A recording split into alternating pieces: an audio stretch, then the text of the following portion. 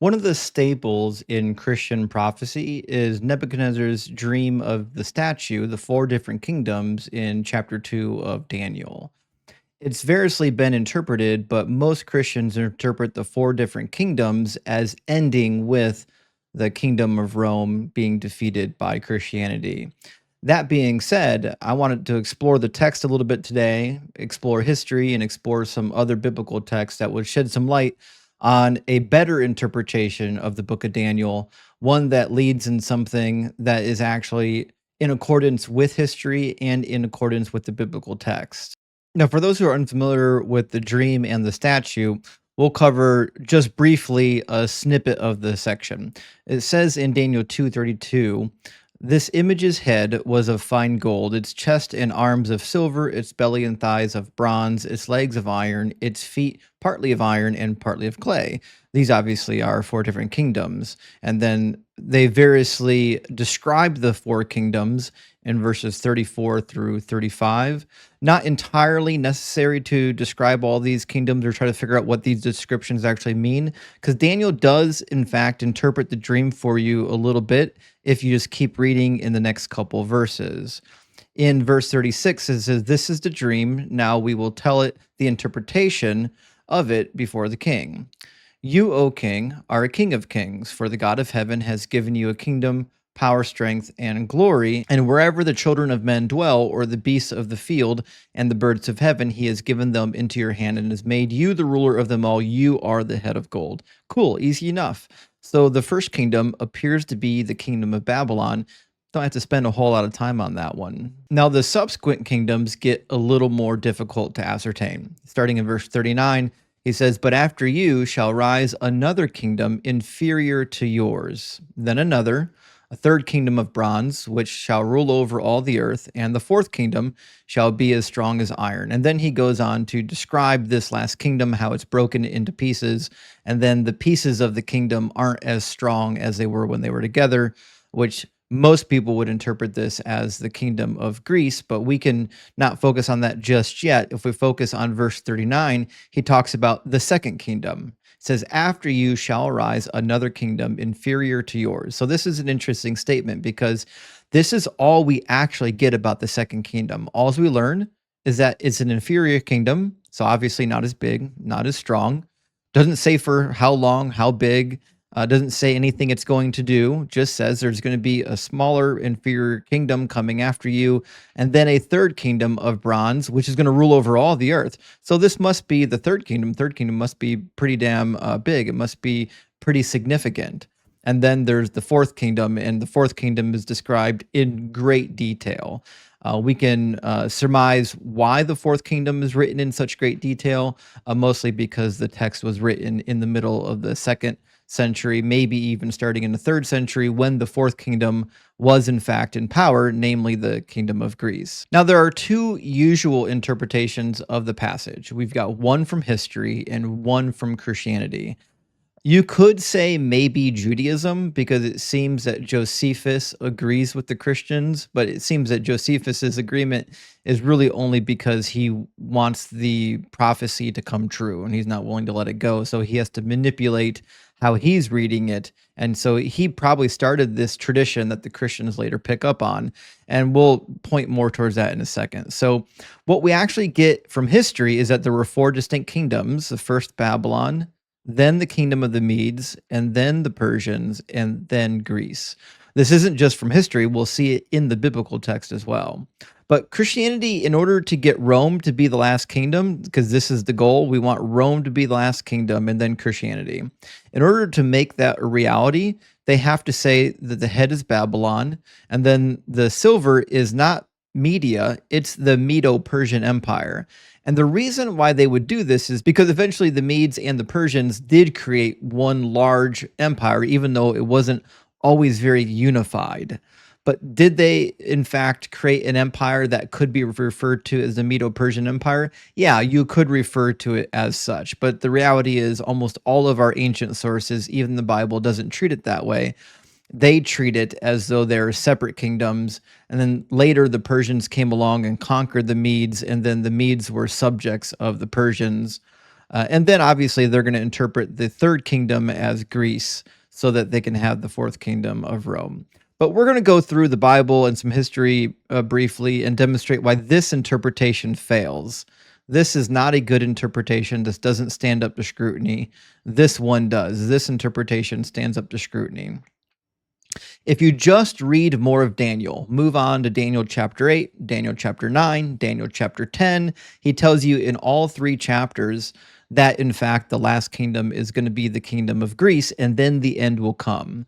I took a small portion of chapter 8 to demonstrate this, but in order to really understand what's happening in chapter 8, I would recommend everyone read it. Basically, you have a ram with two different horns.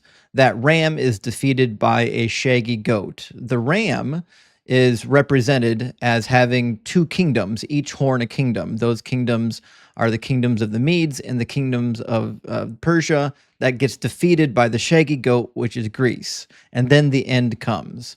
So we'll read this little snippet from that prophecy. It says, "Now he was speaking with me, and I was in a deep sleep with my face to the ground, but he touched me and stood me upright and said, 'Look, I am making known to you what shall happen in the latter time of the indignation, for at the appointed time the end shall be.'" So he's saying, listen, I'm going to give you a vision for the end. This is what's going to happen when the end comes. The ram, which you saw having the two horns, they are the kingdoms of Media and Persia, and the male goat is the kingdom of Greece. The large horn that is between its eyes is the first king, Alexander, obviously, of Greece. As for the broken horn and the four that stood up in its place, four kingdoms shall arise out of that nation, but not with its power. And that's the end. There's no further kingdom listed after this kingdom in Daniel chapter 8. The kingdom of the end is the period where the Grecian people are in power. Alexander's already dead. The kingdom's already been divided into four. And that gets further fleshed out in chapter 9 when it talks about Antiochus Epiphanes. In fact, you can read in chapter 8 the description of Antiochus Epiphanes, who's clearly associated with Greece in chapter 8, is described almost identically in chapter 9. And you can read more about this if you read First Maccabees chapter 1 and 2. You can see how the description given in Daniel matches the description given in Maccabees, but we're not going to go through all that today.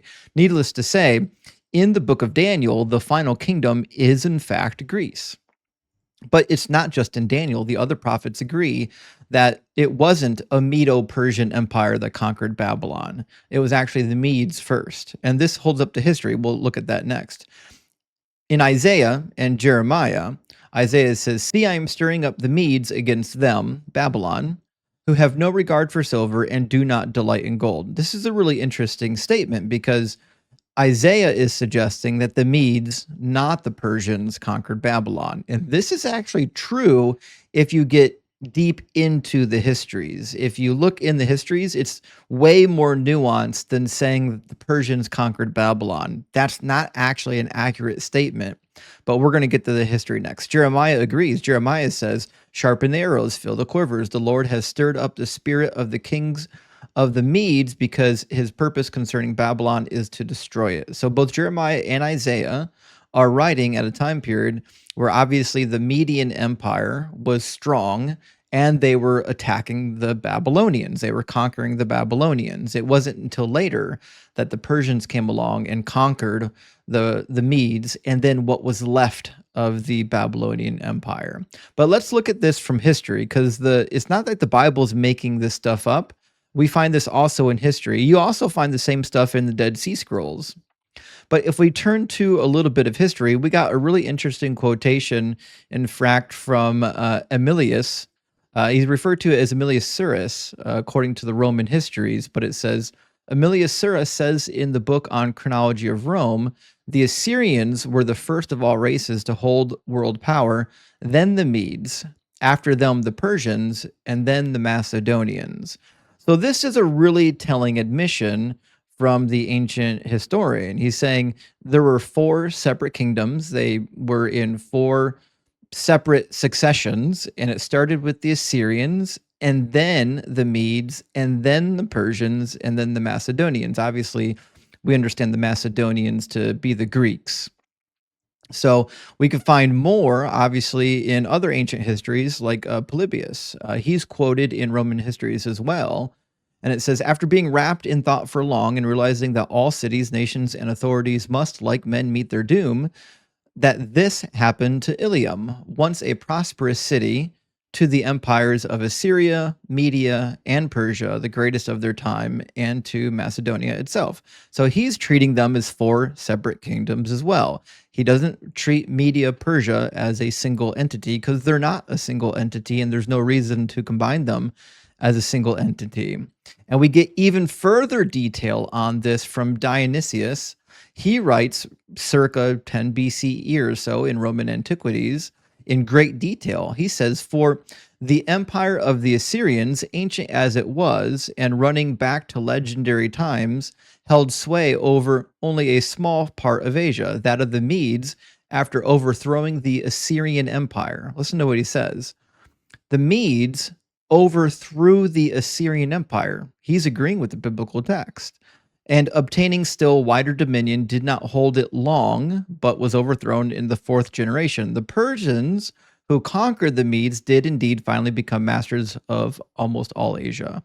So this is a really interesting telling of history, which seems to agree with all the other historians, that namely the Median Empire came first. They actually overthrew the Assyrians, also known as the Babylonians, to ancient Near Eastern biographers.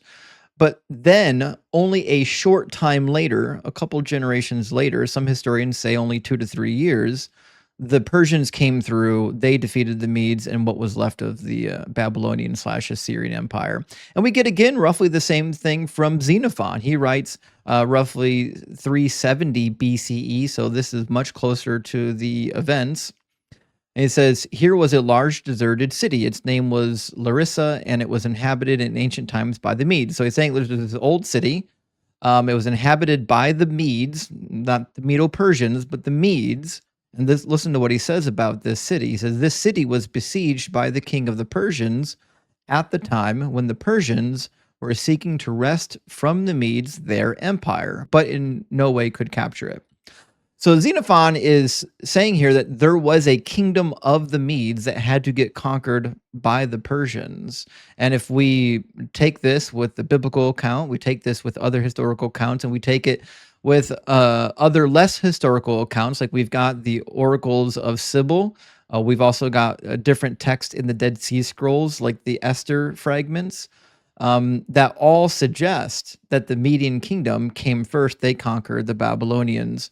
It just happens to be that the ancient history agrees with all of the ancient Jewish texts or pseudo-Jewish texts on this particular topic. So in summary, what can we say about Daniel's statue and the succession of the four kingdoms? First, Daniel tells you in chapter 8 and chapter 9, and I would even add chapter 10, that Greece is the last kingdom and then the end will come. He just flat out explicitly tells you, so you don't have to conjecture Rome in there. Rome's not even mentioned. Point number 2.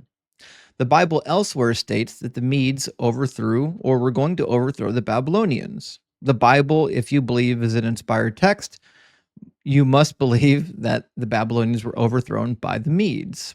Point 3. The Bible treats Media and Persia as separate kingdoms, and almost universally so.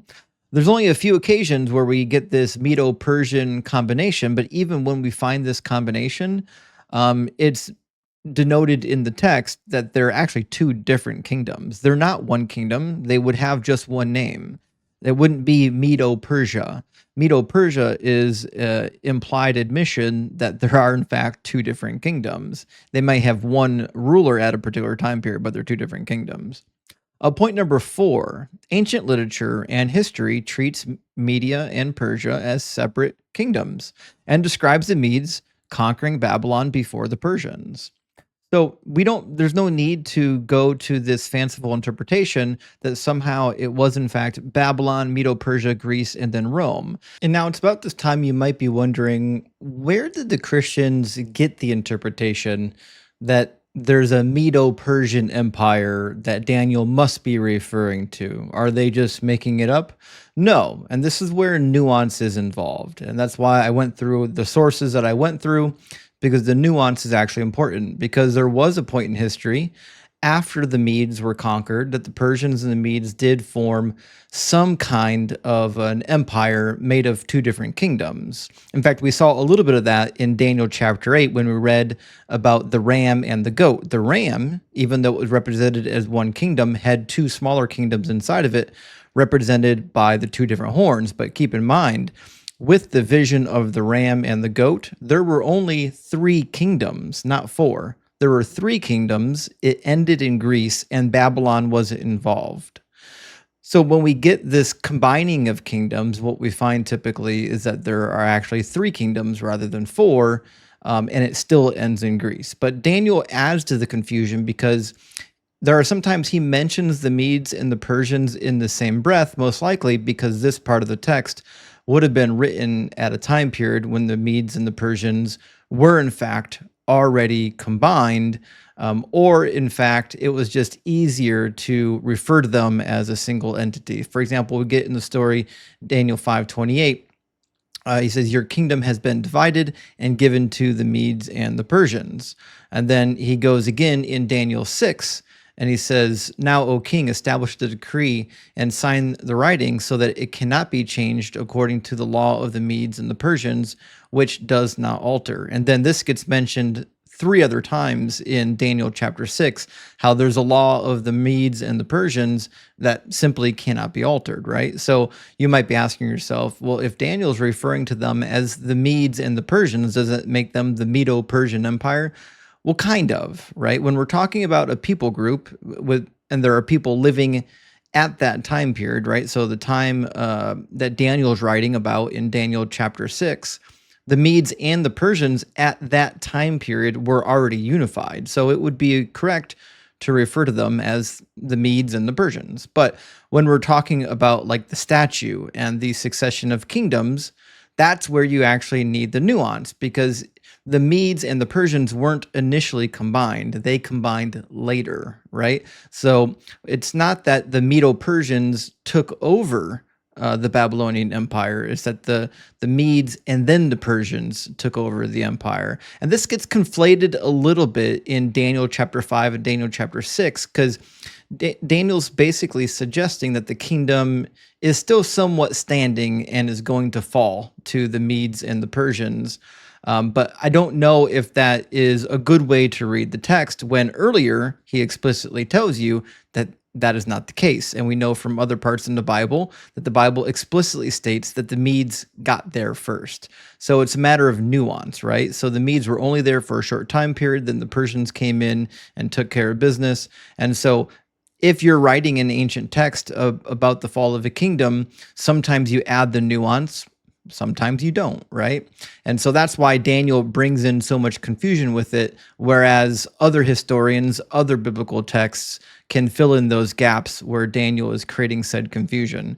Keep in mind that almost none of the texts from the rest of the Bible or from the time period make this confusion. This is a confusion that seems to be within the book of Daniel. But I don't think that we should let the confusion be problematic, because whether you see Daniel dealing with them as two separate kingdoms sometimes or as one kingdom at other times, none of that really matters, because I think the question at hand is, what is the final kingdom that Daniel is writing about? And in every single chapter of the book that mentions the final kingdom, it's always described as the kingdom of Greece. We don't hear anything about Rome. It seems to be that Daniel was under the impression, or whoever was writing Daniel in the 2nd century was under the impression, that once they finally overthrew the Greeks, they would be free of this reign of terror, and God's kingdom and God's promises would finally come true.